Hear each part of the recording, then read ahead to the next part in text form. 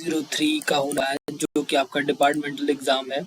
तो प्लीज़ अगर आपने चैनल को अभी तक सब्सक्राइब नहीं किया है तो प्लीज़ आप चैनल को सब्सक्राइब कर देना। एंड हमने 2 एग्जाम में आपके बहुत ज़्यादा क्वेश्चन नहीं, अगर आपको मशीन लर्निंग के इम्पॉर्टेंट क्वेश्चन के नोट्स प्रोवाइड चाहिए हैं तो नोट्स आपको मिल जाएंगे। इम्पॉर्टेंट क्वेश्चन के नोट्स नहीं, मतलब पूरे आपको नोट्स मिल जाएंगे, ठीक है। थोड़ा सा जुबान स्लिप हो गया। इसका भी कॉस्ट हम 50 ही रखेंगे, 50 ही। हाँ चलो 50 या 40 आप 40 में दे देंगे, ठीक है। आप पिछला वाला आपने DBMS में भी बहुत प्यार दिया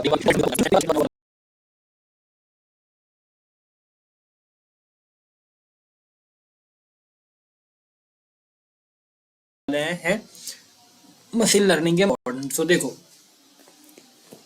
मशीन लर्निंग टाइप्स, पहले सबसे पहले क्या करना है, आपको डिफाइन करना मशीन लर्निंग।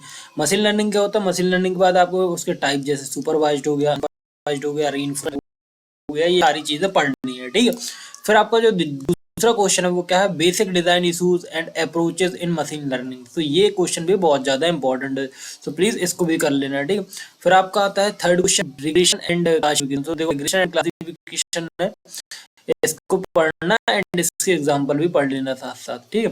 फिर आपका क्वेश्चन नंबर 4 आता है difference between training data and testing data. So देखो ये भी बहुत ज्यादा इंपॉर्टेंट है कि training data and testing data में डिफरेंस क्या है। फिर आपके कुछ शॉर्ट नोट्स आते हैं जो कि 8th क्वेश्चन में आते हैं, जैसे आपका डेटा विजुअलाइजेशन टेक्निक हो गया, डेटा विजुअलाइजेशन टेक्निक के बाद डेटा डिस्ट्रीब्यूशन हो गया, डेटा डिस्ट्रीब्यूशन के बाद प्रोसेसिंग एंड ऑगमेंटेशन होगा। तो डेटा प्री प्रोसेसिंग भी पूछा जाता है। तो डेटा प्रोसेसिंग में क्या होता है? पहला आपका क्लीनिंग होता है, क्लीनिंग के बाद आपका इंटीग्रेशन होता है, इंटीग्रेशन इंटीग्रेशन के बाद क्या होता है? रिडक्शन होता है, रिडक्शन के बाद आपका ट्रांसफॉर्मेशन होता है, ठीक है। तो ये ट्रांसफॉर्मेशन होता है, ठीक है। सारे स्टेप्स होते हैं, ठीक है। आप ये सारे अच्छे से पढ़ लेना। फिर आपका आता है architecture of multi layer perceptron, तो MLP भी पढ़ लेना।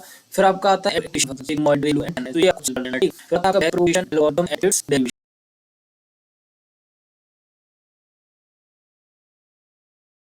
ठीक। इंपॉर्टेंस ऑफ ग्रेडियंट डिसेंट की क्या इंपॉर्टेंस है, लॉस फंक्शन की क्या है, कॉस्ट फंक्शन की क्या है, ठीक। फिर आता है कंपैरिजन क्या है, L1 and regularisation with equation, ठीक है। फिर आता है आपका इंसेप्शन नेटवर्क आर्किटेक्चर, 12 में आता है इन CNN विथ एग्जाम्पल, CNN भी अच्छे से पढ़ लेना, ठीक है। Transfer and one shot learning with use case, ठीक।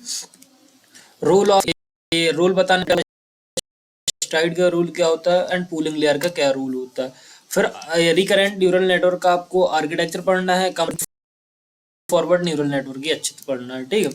फिर आपका आता है लॉन्ग शॉर्ट टर्म मेमोरी क्या होता है, LST शॉर्ट टर्म मेमोरी का आर्किटेक्चर पढ़ना है, गेटेड रिकरेंट यूनिट का आपको अच्छे से पढ़ना है एंड इसके ओवर LSTM, ठीक है।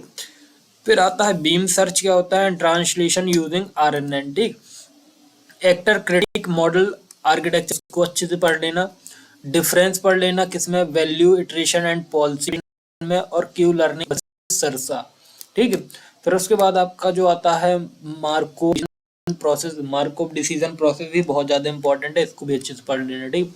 SVM पढ़ लेना, सपोर्ट वेक्टर मशीन भी बहुत ज्यादा इंपॉर्टेंट है, एंड हाइपर प्लेन कॉन्सेप्ट, ठीक है।